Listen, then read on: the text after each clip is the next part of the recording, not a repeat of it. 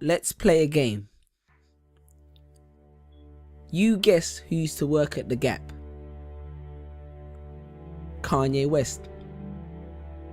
Guess who used to sell hot dogs at the mall? Eva Mendes. I heard President Andrew Johnson was a tailor, George Washington was a surveyor, Herbert Hoover was an engineer, Theodore Roosevelt was a rancher, and President Jimmy Carter was a peanut farmer. Hugh Jackman, who plays Wolverine, was a clown. But look who's laughing now. You know what I noticed about successful people? Successful people take a course of action which coincides with their belief or passion. Put your hand up if you work a 9 to 5, or 5 to 9, or just any job which you don't enjoy but takes up half your time. Well, hopefully in a couple weeks, months, days, years time, you'll be able to come back to this video, hear that first line, and keep your hand down. Because how many times have you visualized taking a pen from the manager's desk, or the one the cashier keeps behind the till, the one your supervisor places it strategically in their hair, or the one the security guard keeps behind his ear for extra intimidation, and writing your resignation? Because there's nothing wrong with making an honest living, but be honest, are you honestly living? With this menial job which allows you just to stay afloat, yes, a job, a job, which leaves you just over broke every single month, living your life just for the weekend, living life just on the weekend, because the other 5 days belong to your manager. You see, there's a big difference between a job and a career. Because in a career, no matter how many hours you work, you do it because it's satisfactory. But in a job, you do it for a salary. You're stuck in the rat race. And you know, being stuck in the rat race is one of the biggest of traps, because as a matter of fact, even if you win the rat race, you're still just a rat. See, I understand the need to have a job temporarily, but pursue a career eventually. Because in my job, I used to sell at least 200 shoes a day, and none of that was ever reflected in my pay. One of my colleagues once made the company $5,000 in 1 month. And you know what he got? An email, a £20 discount voucher, and a complimentary lunch. And you think you're safe because your job is commission based, until you've been working there for 3 years and the secretary with the short skirt gets a promotion because her and the boss went for dinner real late. I'm sure you can relate.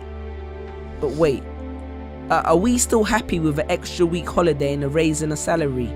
Perhaps we need more clarity. Let's look at the statistics. Because the Industrial Revolution was beneficial technologically, but it coerced a lot of people into factories for ridiculous salaries to benefit their families, and that shaped people's mentalities exponentially, and essentially it became the norm to work for someone else by the turn of the century. And I could have regurgitated facts and figures to support this, but I choose not to boast. Plus that would give them nothing to write about in the Huffington Post. Now in 3 years I've had 6 jobs, and that made me think that long term I could never be happy working one of these jobs. And I used to have a rich uncle called Steve, and they say that apple don't fall far from the tree, so maybe subconsciously I was trying to get one of Steve's jobs. I understand more than anyone that a job allows you to pay the bills, make ends meet, and survive. But that's exactly what it is, surviving, not living. I hope you're aware of the difference. It's like when you hear but don't listen. Because you can hear good advice, but if you don't heed it, it does no benefit to your system. The same way only knowledge with application is wisdom. I hope you're creating the distinction. Sean Corey Carter said it best. 9 to 5 is how you survive, and I'm not trying to survive. So he strived hard for his dream, and look where it took him. So bear that in mind next time you drive past that arena in Brooklyn. But then again, survival is the only trait that every human being has in common. And do not take this as a reason to quit your job, go back home and stare at a computer screen, because a government check plus idleness does not equal success. Success will not fall in your lap. In my family we have a saying. It says, if you really want to grow trees, pray for rain, but don't neglect to water your seeds. Chase your dreams. Because I wrote this on the back of a pay slip on a late shift, the grave shift of slave ship for makeshift wages. Google the term corporate sharecropping and you understand what I'm talking about. If somebody wants to do these jobs, then let them. And from the bottom of my heart, I respect them. Because I once met a garbage man who was the happiest man that I've ever met. But don't become a slave to a paycheck, because a job is a safe net, the condom which the system uses to screw you, and none of us would be here if everyone practiced safe sex. Stand tall. And if you're not sure if you're building someone else's dream, maybe this will help. Jerry Giles said, "You will recognize your own path when you come upon it, because you will suddenly have all the energy and imagination you will ever need."